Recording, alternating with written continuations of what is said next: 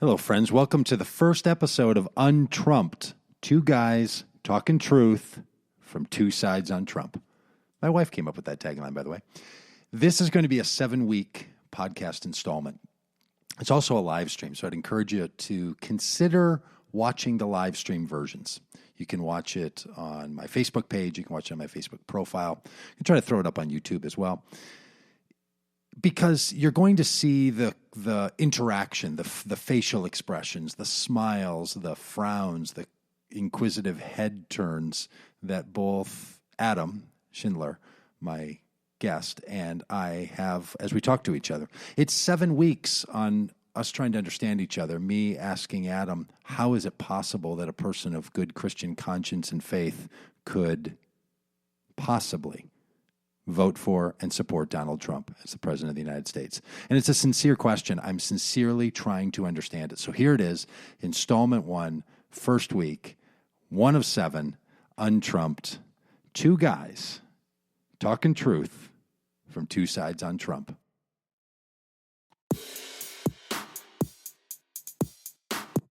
All right, welcome to Untrumped, first edition. I'm Doug Pagitt. And this is Adam Schindler. Adam, thank you for being part of this experiment with me.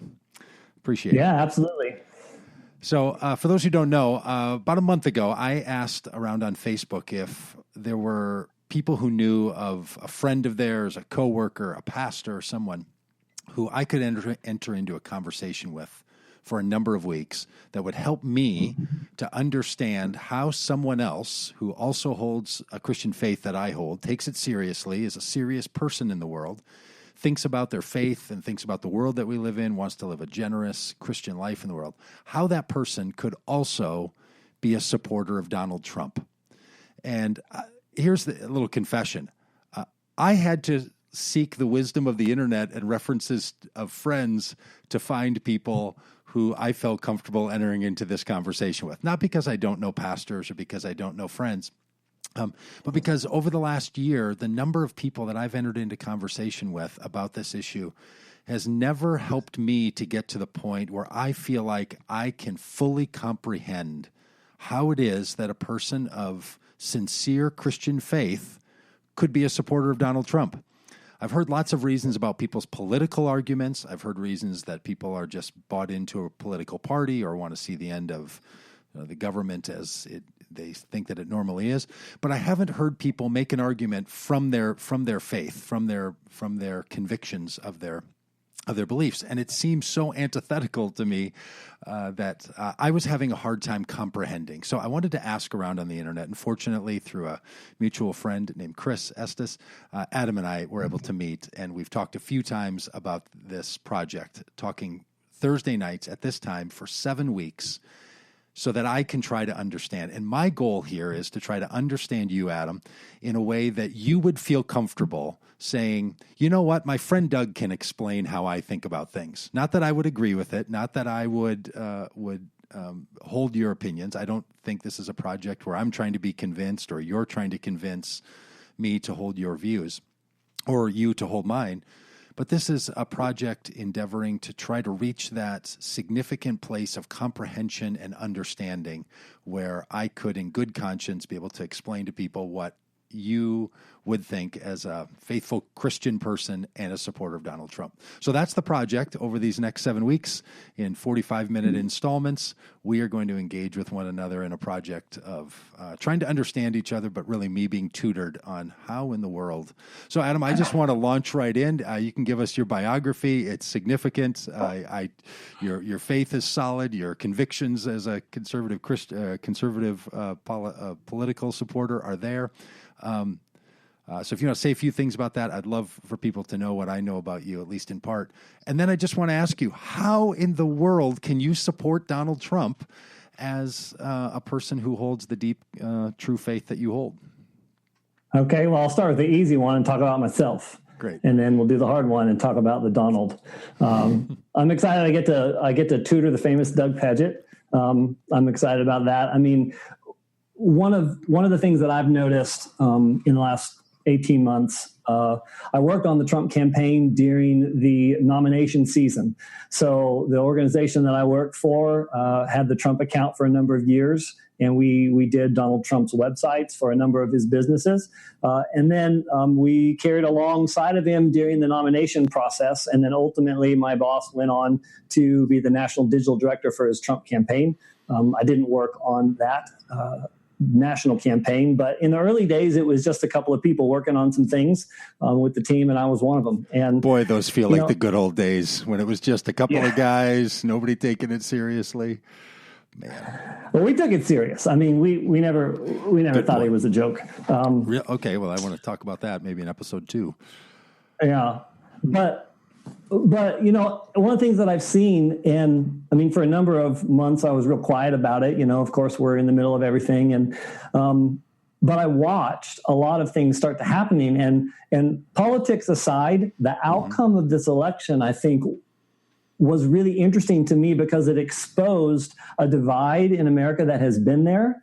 But I think more so than in my recent memory, in the years I've been around and thinking in this capacity, is that people just refused or were incapable of understanding. Yes. And what they wanted to do was just agree. And if you didn't agree, or if you got to disavow the KKK, and because you don't say I disavow, there's a huge firestorm. And aside from the political components to that, like, it highlights a point that unless you disavow and disagree or agree with someone, then we'll tar and feather you, we'll pin you up, stick you on a wall inside of our boxes that we know who you are because of what you say you agree or don't agree.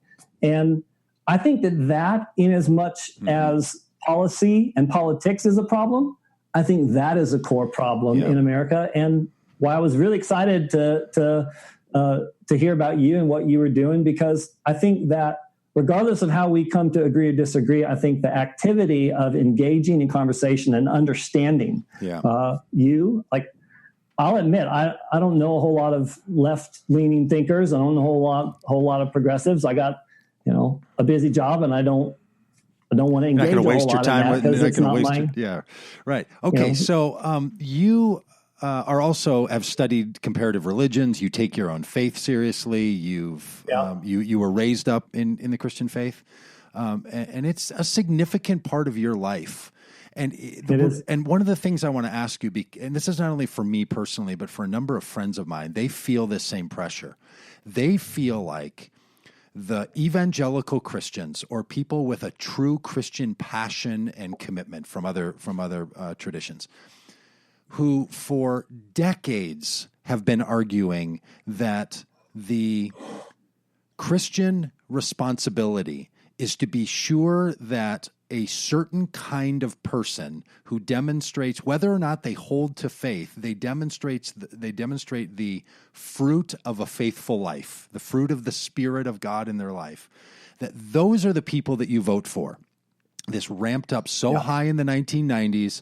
There was all the conversation about, well, Bill Clinton might say that he's Christian. He might say that he's doing good things for people, but personal morality, the person himself matters. And so many people that I know feel like evangelical Christians who support Trump have turned their back on that. And I have sat with people in their mid-30s who cannot understand their parents who, 15 years ago when they were teenagers saying, your faith has to be what guides you, not your commitment to culture, not your commitment to the Constitution. Your faith has to be that which guides you. And that was a big deal for people. And then all of a sudden it feels like that got turned around. And now people are saying, well, as long as it's a Supreme Court justice, as long as he upholds the Second Amendment, then we're going to do our good duty to be supportive. So can you talk me through how someone like you, who I know has taken your faith seriously, and I'm guessing has held that view in the past, felt like those requirements were not there when it comes to your support of voting for Donald Trump and your continued support of him? Yeah, it's a good question. I mean, I think the analysis that evangelicals just all of a sudden turn their back on that is not accurate. They certainly voted in a particular way, but it was if you recall, the Republican field was packed with a bunch of good, solid, Bible-believing, Bible-principled, conservative evangelicals. I mean, like they all crawled out of the woodwork to throw in their hat this year, and there wasn't a lot of evangelical support for the man, right, for a long time. So what happened? What changed from like April or March to June when they all jumped on board? Well, the June event in New York was a significant one that was put on by Huckabee and others, where they wanted 200 people to come and they ended up getting about 1,000. And they really encouraged these evangelical leaders to look at Trump and then also specifically to look at his opponent, Hillary, and say, all right, these are our choices. These aren't our best two, but this is where we are. And, Barna put out a pretty good book a couple months ago that chronicles that event. I think it's called The Day the Christians Changed America. I think it's worth a look if you're interested in that. But very much. For me personally, I've always had a little bit of an issue with the way that we've said, let's just vote our biblical principles. Let's vote the Bible when we go to the polling station, because I think that leadership is more than just a set of principles. Okay. And I think that a lot of starting to sound like a liberal Christians, now. Yeah. Don't put that on me. That's right. I'm going to be a good charismatic, and I'm going to say I don't receive that. That's right. Yeah. Good. But I think that my connection to God is not based on principles. Now, I have read the scriptures. I'd studied Eastern religion, Christianity, Judaism, all the world's major religions, and I found that the Bible is by far the most reliable source for an encounter with God. But my life is not based on a set of principles and concepts. That I believe that I have a direct experience and encounter with God. Like I hear him, I understand his heart. It's not a set of rules or principles that I don't have to check with God before I just vote for the Republican or the one that supports abortion or is anti this. And so for me personally, it wasn't like I was throwing up a bunch of principles, throwing them out of the way because I got my own political expediency with a Supreme Court justice. Yeah. Was there anything, and I appreciate that point, that you're someone who doesn't want to reduce your faith or the Bible down to a set of principles and then see whose policies match your principles.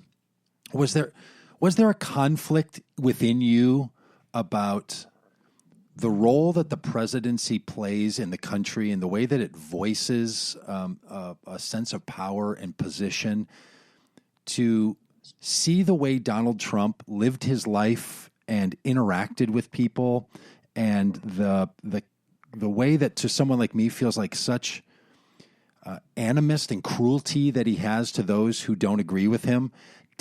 Was there any point where it just seemed so off-putting to your sense of, I'm going to use this phrase I think I ever found myself to use, your sense of Christian decency, that there was something where you just thought, oh, come on, this just does not rise to the level of the person that I want to personally and publicly say, I'm on your team, I'm supportive of you, yeah, you're the person that I want, around any topic, let alone being the president, but most certainly around being the president. Were you ever struck with that? And can you talk me through what you did to, if you were struck with that concern, about how you rectified it? Yeah, I mean, there were plenty of instances when he was talking or some things had come out. I think probably the low point was those tapes that came out in August, September, right before the election, of his comments 10 years ago. But yes, there were many times that I thought, is this a bad decision? Because he wasn't polished. He was beyond just unpolished. He was aggressive and in some instances nasty towards his opponents. I don't necessarily think the characterization of him is accurate to say that he's just downright mean to anyone that doesn't agree with him. I watched him attack people that attacked him. And in a fight, I think that is a significant quality. And so some of his tactics were off-putting to me, but I appreciated the fact that he was aggressive and that he stood up against those that were coming after him.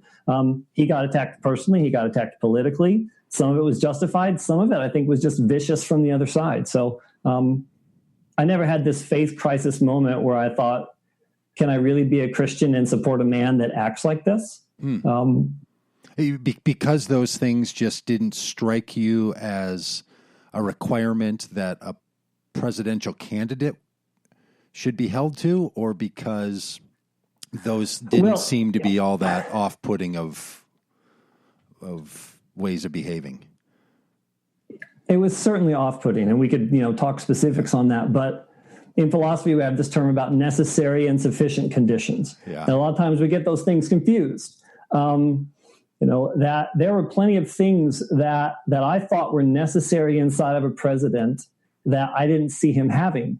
But they didn't disqualify him, because there were some other things that completed the sufficiency within him. That like what? Like what comes to mind? You don't have to give me the full list. I'm trying to check box your list. My biggest thing was my appreciation for the fact that he was not just friendly, but I believe genuinely supportive of what I considered a mainstream Christian expression. I believe that Christian liberty was quite a bit under attack inside of the U.S. by the previous 8 years of presidential administrations, and that things I'd heard Hillary talk about were very concerning to me as a pastor and as a leader inside the church, that those sorts of liberties that the church has enjoyed since its foundation inside of America would be threatened. I believed he was strong on that for Christian liberty. I think that he had a valuable and aggressive stance on foreign policy, even though he didn't know a whole lot about it, which, maybe another week conversation. We should do that. The whole question about the war and violence. And it's curious to me how many Christians hold to foreign policy positions of military aggression and don't find a conflict in that. All right. So, I mean, that starts to get into something more than just being trumped or untrumped. But that's a curious that right there is something that I have a hard time connecting. The Christian liberty argument, and this, I appreciate your help on this, that he was supportive of a particular way of the government interacting with its citizens when it comes to religion. And then a position that he, I think, held, and what I think you're getting at in his foreign policy, which was an aggressive stance toward other countries and the military use of force in countries of Islamic populations, starts to feel to me like he's going to protect us and we're going to go to war or aggression against those who are different from us. That's the thing that I think a lot of us have a hard time in the Christian space kind of rectifying, right? Is those two things being not being in conflict with each other feel like they're the kinds of things that in the Jesus narrative people would find in conflict with each other, right? The live by a sword, die by the sword edict, and I'm not suggesting that the teachings of Jesus need to become our foreign policy, but I do think that the teachings of Jesus are wise, and that more violence produces more violence, and the best way to overcome violence is to overcome it with good. So that a Christian person would say our Christian liberties are protected, and he's going to have a more aggressive stance to the Muslim world than the previous president had. I didn't say that. That's your perception. It is. And so I want to check that with you, because maybe the foreign policy stance you were talking about was our interaction with Finland or with... Should I tell you? Yeah, please. Yeah, it'd be easier than just guessing. Yeah, because there's not many people I'm thinking that our foreign policy was at the forefront of Donald Trump's campaign, so that would be very helpful. Yeah. The biggest thing was that I believe that there has been a systematic approach over the last 8 years, and even longer than that, but very clearly in the last 8 years with President Obama, to weaken America's strength and value overseas. Mm-hmm. So the first couple of months of Obama's presidency, he went on an apology tour throughout Egypt and Turkey and Saudi Arabia and the Islamic countries, which I'm grateful that he went and reached out to them, and there's high hopes for that. But it was an apology for what he considered to be American aggression, and I thought that was very unpresidential. And I don't think that I was excited that I thought Trump was going to attack Muslims or ban Muslims from coming into America. I thought that the projection of strength, not just militarily, but economically and in partnership with other nations, where we don't just give away American sovereignty and pretend and apologize for the way that we've done things. I appreciated that about him. And there's a lot inside of that Sure. When you get into conversation about wars and just war theory and all that, those are difficult conversations to have. They can become difficult. They don't have to be difficult, I guess, is what would be my point. I mean, I think there are some choices that someone can make that we may not like the choices. But so, and this is something that I think is worth a conversation over these weeks. When Donald Trump holds to conservative philosophies and theories about economics, about foreign policy, about the role of the government, that doesn't feel particularly Trumpish, right? So, no, he's not a conservative. So we, at one point, we could sit here and have a conversation about the bigger issues of conservatism versus non-conservatism and views of the world and all that. What's perplexing to so many people is that conservative Christians had to set aside on both cases. Like you just said, he's not a conservative. I don't even know if he would consider himself a Republican other than by domination. He's sort of the Bernie Sanders of the Republican side, right?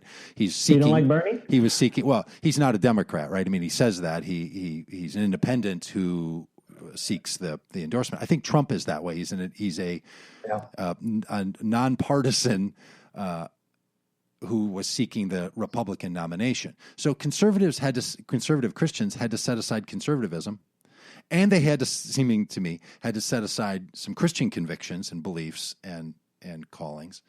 And so on what possible basis then did these Christian conservatives or conservative Christians say he's our guy? I find it to be like, this feels like it would have been the election in which those people would have felt profoundly disappointed and sat out. But they didn't. And that's the thing. Like, you strike me, Adam, as the guy that in my framework before November 8th, 2016, the dark day, I would have said, let's pray. The guy like Adam, he's the sort of person who will sit this election out. He can't plug his nose and vote. He'll go third party or he'll write someone in, but that's not what happened. And that's the part I don't get. Somehow he checked your bona fides on being Christian kind enough, like kind to Christians enough, and conservative enough. And that's what I don't get. So is there something else driving all of this? Because the math doesn't work. And so this doesn't feel like it's just that math. Is there something else that I'm not seeing here? Yeah, I mean, it was a hard year for everyone. And there's no mistake in that. But for me, the biggest thing was when I began to get involved in the campaign from a work perspective. It wasn't, when I started doing the work, I was doing the work because it was my job, and I was there and I wanted to support. But there's a bigger backstory to why I was even at my job, the things that I had been hearing and experiencing for 3, 4, 10 years that led me to that position at that time to do, I think, part of what I ended up doing. And I think that is a larger faith story inside of the conservative evangelical realm. It was the realm and the importance of the prophetic, of the stream in Christianity that hears what they believe is revelation from God and tests that against the character and the nature of God as they understand him and as God is revealed in the scriptures, and then submits that for the larger body to listen and hear, a la 1 Corinthians 14 style stuff. And I live inside of that flow, and I've been operating in that sort of connection to God for the last 12 years. And what happened to me was that for years I was hearing things and writing them down, and I began to see them come to pass. And I got into a situation where now I'm sitting in an environment and I'm looking around editing videos for a presidential candidate that everyone thinks is a joke. And I'm sitting in this office behind me at this desk, editing videos at 2 a.m. And I am having an experience of feeling God's pleasure and feeling his presence, and hearing things about what he's doing in the nation. So you had an experience where, from the things you were seeing and hearing from Donald Trump, started to feel and sound to you like those match the... No. Okay, help me. No. I was hearing not the stuff that I was editing. I mean, it's third or fourth grade language. I'm like, pretend that I'm an intellectual, sure, and I'm a big fan I love of that. better language and better messaging than that. It wasn't the videos or the messages. It was my experience and my connection to God. And I began to feel and hear and experience things from God that I believe was directional things for my life. And I felt like he started revealing his heart for what he wanted to do in this country. And I felt over a period of weeks, they got confirmed through multiple different sources, for people outside of our nation, people inside of our nation, those I knew, those that I didn't, that I felt like God's hand was on Donald Trump as a leader in America. Yeah, I've heard that from people. It's just baffling to me. So thank you for being willing to share this, because that's something I have heard people say. They get cautious about it when they're around other religious people who think differently, because they don't want to make it seem like somehow they think he's some savior, because that gets teased out and made fun of a lot on the internet. Yep. But that thing you described there, I have heard, and that's been the point where I've just said, like, okay, that is totally unbelievable to me. Like that is unfathomable to me. That is incomprehensible to me. Like, how can that be?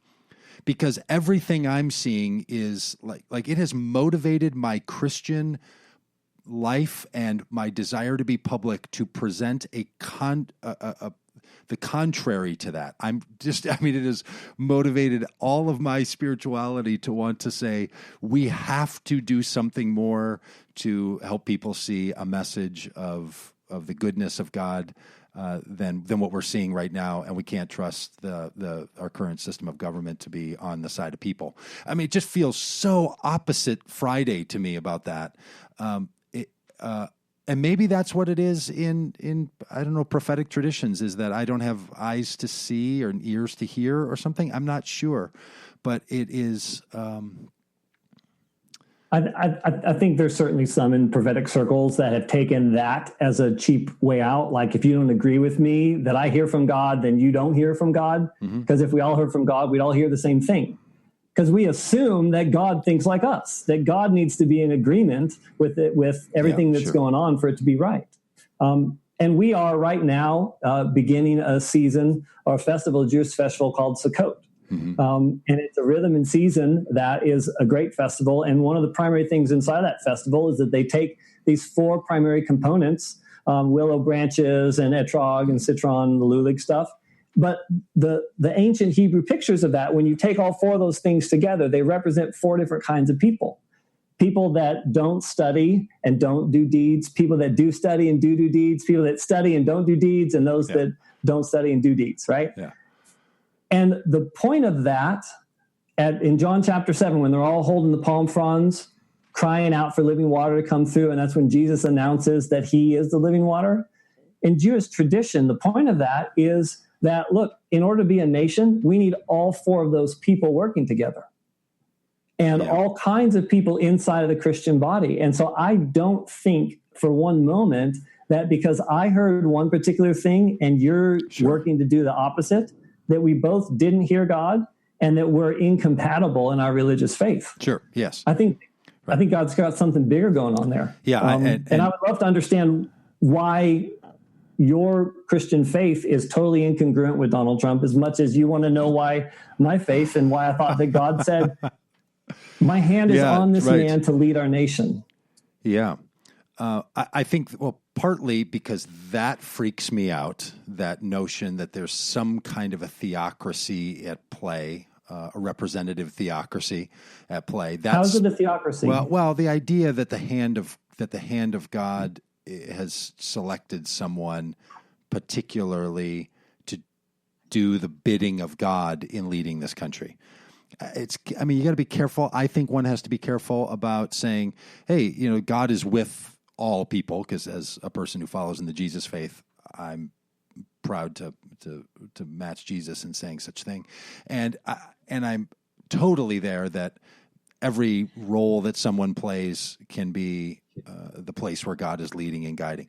But the idea that there's the hand of God on one as opposed to another, to be in a particular political job and role, I think that crosses into a line of a way the cosmos works, and a way of God in the cosmos that I don't think really matches, because I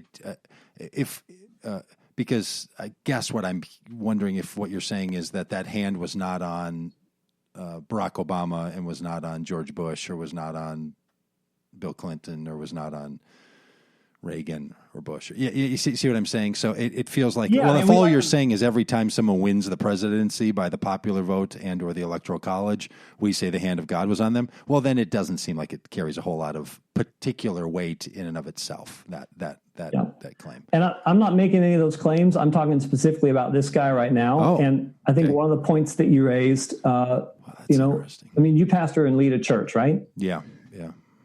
Do you feel like God's hand is on your life for that position? Do you feel like you could just walk off and hand it to the next person that comes in the door and they could lead the church just like you? Boy, now that sounds like a good day right there. That could happen on a Saturday and not a Monday, and just give me one less. No, I get it. No, yes, but I do feel that way. I do feel that the hand of God is on everyone evenly and equally. I think the rain falls on the just and the unjust alike, and the love of God is on all of them. So right? All of that, I think, is equal. I don't think God plays favorites. I think God reminded us that God doesn't show favoritism.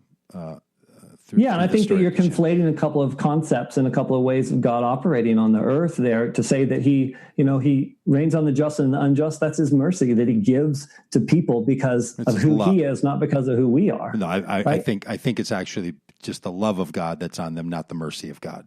So, but yes, I think God's an equal opportunity lover, and I don't think that the way we've decided to organize our federal government is of particular interest to God, that makes the picking of a United States president a unique action that God's going to be called to. But that's helpful. So he's just going to set this up and just kind of let us make a mess of it without any help? No, if he doesn't really care about American government, then we can just kind of do whatever we want, sort of Diaz style. No, I think no. I think God's far different than that. I think God's fully engaged in all things and affected by and affecting all things. I think there is no place where there's not the power and the effect in the life of God. But what I'm saying is that particular role has no more of the hand of God on it than the commerce secretary or the person that works in the White House or the person who's a school teacher. I think that's equal. So, but it's helpful for me to hear that some of the people who, and you might be in this group, who are supportive of Donald Trump could overcome that looks so obviously out of step with perhaps what your own arguments would have been about presidential candidates in the past being Christian or conservative or not quite right in their expression. That's overcome in great part because there's a sense that this is the right person. And for you, the right person has a prophetic narrative of the hand of God particularly selecting. I think a lot of people get that because some of us, that was part of the reason I was supportive of Hillary Clinton. I'll tell you, she wasn't the perfect candidate in my book at all. There's a number of things I disagree with, but I just thought she's the right person. And another one of these conversations, I'll be glad to articulate why I think that was. What I'm hearing you say, and this is what's helpful for me, is I'm hearing you say, there's something that felt like it was in the spiritual realms that seemed special going on here. Is that a fair way to say it? Like if I were to say, hey, I talked to Adam the other night and he said this and I said what I just said to you, would that feel like it captures what you're saying? There's something special going on and that the hand of God was somehow involved in this person and it kind of blows my mind, but that's it.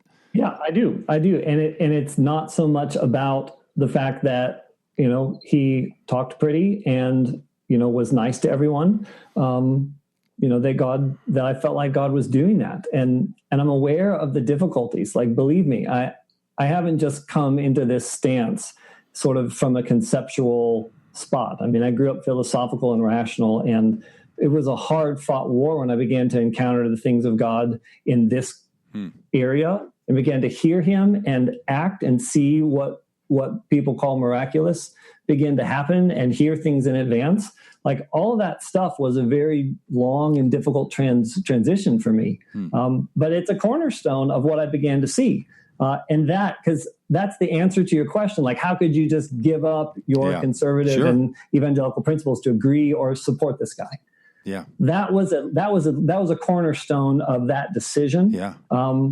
And please don't hear that by saying that because I made that decision, I think everything that he said and that he does is something God wants to happen on the earth. I do not hold that position. I don't believe that thinking God's hand on someone's life is equivalent to God approving of everything they do. He's kind of knocking the hand off. He's got the Melania Trump thing going, where he's, when she knocked his hand away, he's sort of doing that to the hand of God. Huh? That he's that in those moments he's not. Well, okay. So for people who don't know the Bible very well, here's what's going through my mind. There's this story where Christianity's in its early days, and it's still bound up inside of a Jewish tradition. And the book of Acts has Peter, the famous one who's with Jesus, has a vision, and that vision strikes him in such a way that he believes he's supposed to go into the home of a Roman leader, Roman military person who's a Gentile, and Peter goes in and says, I'm not supposed to be here. This violates our religious customs and teachings, but the Spirit of God said I'm supposed to come here in this vision, and so what do you have for me? And at the end, Peter says, well, I now see, that God doesn't show favoritism, and I recognize that the old things that I thought were the boundaries are now the things that I need to set aside and welcome non-Jewish people as Gentiles into the faith. A really big deal. It's a center point of the Christian narrative. What I'm hearing you say is that Donald Trump's rise starts to feel something like that. In other words, you had these other conditions in place, but you see the Spirit of God is moving, and we have to go with that and not with these old strictures that we thought had served us so well in the past. I think that that's a pretty good analogy and a connection to that. I think that there is definitely something to be learned from that. One of the things I immediately think of is that Peter had the vision. He heard a name, he saw a place, and he knew where to go. Now, when he went, he found the place and met the guy that had the name. And so it wasn't just that he had this idea and then he saw confirmation of what he heard. They built faith and confidence in what he heard. Sure. And what I'm saying is that the things that were being spoken and the people that tuned in this capacity what things are you thinking about now that were spoken that you were like, oh, that fits the vision, that fits the experience that I was having? What are you thinking? There were a number of prophetic words that started coming out almost a year prior to the election about Donald Trump, when everyone thought he was a joke. Mm-hmm. One gal from Australia took a pretty serious beating when she began to share a vision that she had, that she saw the word Trump over the U.S. and it turned to triumph.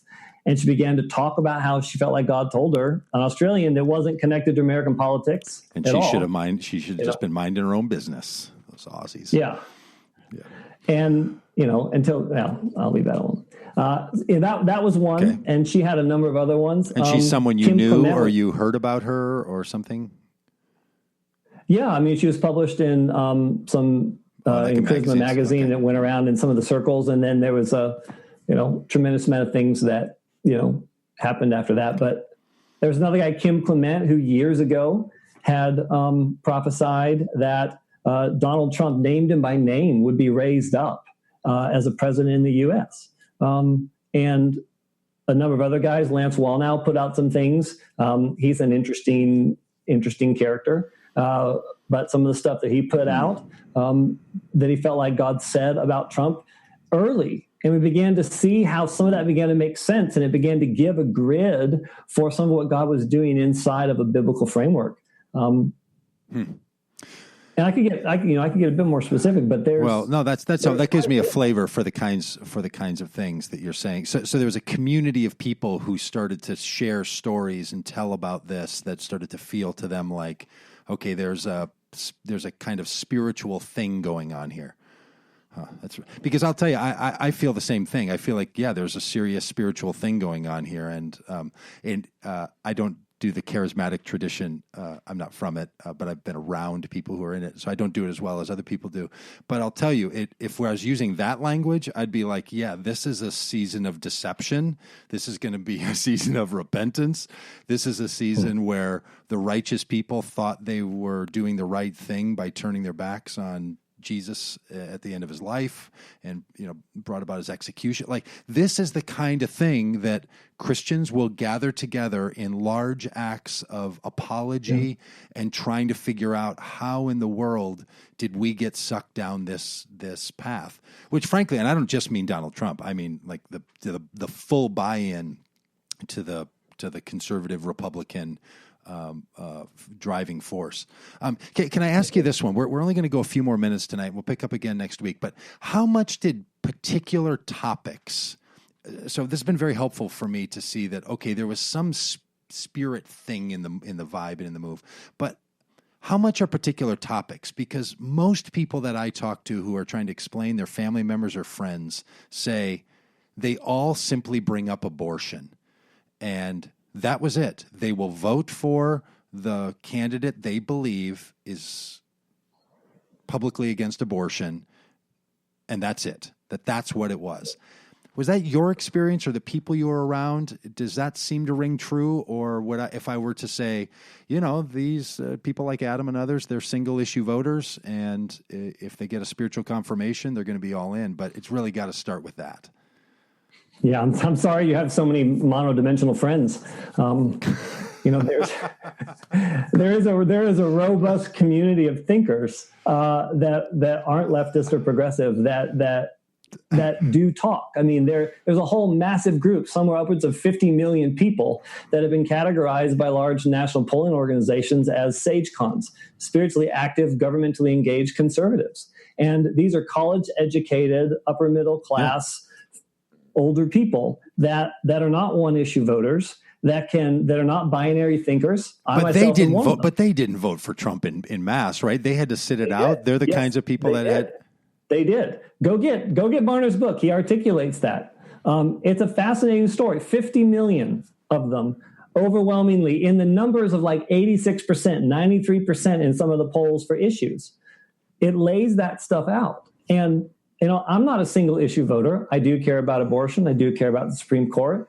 I've got some problems with the culture war that's going on. I think that we need a stronger relationship with Israel. I didn't like the way that Obama had dealt with Israel, making Netanyahu come in through a servant's door and not showing up at his groundbreaking speech in front of Congress. There were a lot of things he was invited by Boehner. Boehner could have brought him in. That's why that was. That's why that was. It was brinksmanship. But there's a lot of things that I appreciated about Trump, and there's a lot of things that I didn't. So, but you would have appreciated those things about all the candidates. I mean, Kasich would have said that. Other reasonable possible candidates would have satisfied. None of them were able to beat Hillary. That was a big part of it. I don't think if the Republicans put anyone else up that there would have been that kind of outcome. Okay. So that's really helpful. I would love to pick that up also in a couple of weeks. How much of this is really driven by the total commitment of a set of religious evangelicals, conservative religious evangelicals, who were really opposed to Hillary Clinton almost without consideration of who the opponent was. It would not have mattered who her opposition was. They were for that person. I think that there's definitely big chunk of that. Was that true for you? Because look, I mean, I'm sure all of us are driven by a lot of things when it came to vote. Was that true for you? Would it be fair when I say, hey, I talked to Adam last night and he's... Yes, I was against Hillary very strongly, against the Clinton machine, against what they had stood for the last 40 years. And I think that's probably a little embarrassing that a rank amateur beat her with no help from the media. And I think that that's worth a conversation. Oh, that is worth a conversation. First of all, this guy's not a rank amateur. He may have been new to electoral politics. This is not a rank amateur. And the idea that the media... Such a big deal about him being an amateur and not knowing anything. Look, the idea that the media... Let me just rant for 1 second. The idea that the media did not put Donald Trump in front of people... They may not have said, we think he's a great guy, because for the most part, most of the media doesn't say it one way or the other. But I heard more Donald Trump speeches, sayings, than I heard of any candidate ever. And they gave him tons of air. So this idea, just a little rank amateur, just a little startup without the Lord God's hand on his back, he never would have gotten here. I mean, seriously, I just think that storyline, that doesn't carry water. That storyline just is contrary to the facts. But the notion that there was a protest vote going on is interesting to me. In our final minutes, I just want to ask you, did you think going in to the morning of November 8th, the dark day in our country, did you think Donald Trump would win? Yes. Oh my God. Honestly, and it was weird because I'm sitting, I'm in my bed at 2 a.m. I got a buddy who's standing behind Donald Trump in the war room, texting me pictures and videos while the election's being called. Right? I have that record on my phone. I'm getting a live feed right there from that event. And I'm a reasonable person. I'm not a crazy person. I felt it. And, and I'm not saying that makes me better or smarter. No, I'll tell you, I guess it just makes me somehow feel slight bit better that on that night at 2 a.m, someone I know was like, that's what fulfillment looks like, right? Because I was like, this is what the beginning of the end looks like. And now you saw that as in our Christian tradition, you saw that as Sunday morning, and I saw that as Friday at noon. And I saw the hurricane hitting and the damage that was coming, and you saw it as the relief effort was rolling in. So if nothing else, it's good that someone that I know hasn't been in the kind of anguish that I have been in over these weeks. Well, I genuinely feel for you. I mean, yeah, you had to live through 8 years of Obama and must have had a glimmer of the thought that you were going to have to call Hillary Clinton your president. And can't imagine but it's more than easy. that. Like I really do care that people's hearts are divided and that people are in pain. And I don't know what the solutions are. And this is my last point. I just want to make this one point. Okay. I think that a lot of people can fall into the trap that it's the American government that is going to fix our nation. And that it's the person that gets elected as the great hope for the turning of the tide. I think that the Church Universal needs to get back engaged. And it's one of the things that I love about this election is that both sides are back engaged.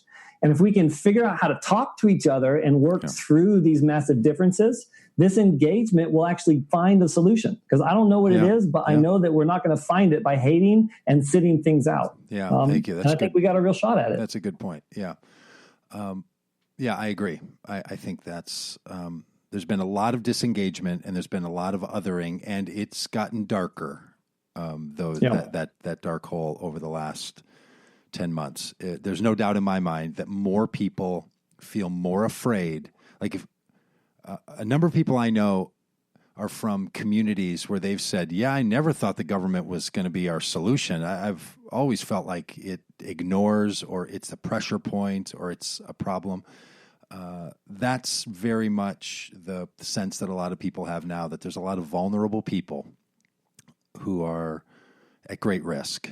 And I'm not sure that another Republican president wouldn't have also passed legislation that would have caused damage to people that I think so many Republican and conservative ideas do. So I'd like to talk about that in some coming weeks. But Donald Trump's particular, we don't, in this country, we're not a parliament system. So we don't just elect a party with theories and ideas and positions. We elect people, and it's a representative form of government. And we elected a person to do a particular thing. And that person's effect is awfully, awfully powerful, it seems to me. And that particular damage that I think is being done is something I'd love to pick up on next week. So just a note to people who've hung with us or are listening in.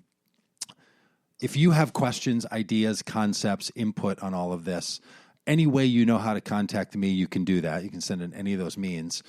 If you're new to all this and you want to put it on the Facebook pages where you're seeing this, that's a fair place. Adam, you have it on your page. I have it on a page and a profile. You can do it in those places.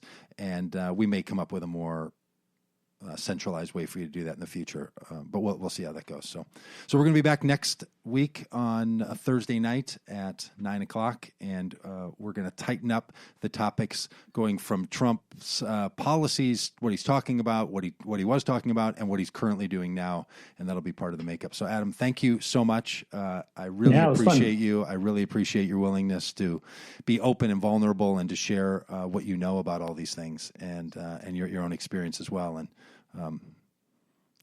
it's helped me. So I will check in with you next week and see if I've heard you right and have metabolized your ideas. So thanks. Very good. I appreciate it, Doug. Good night.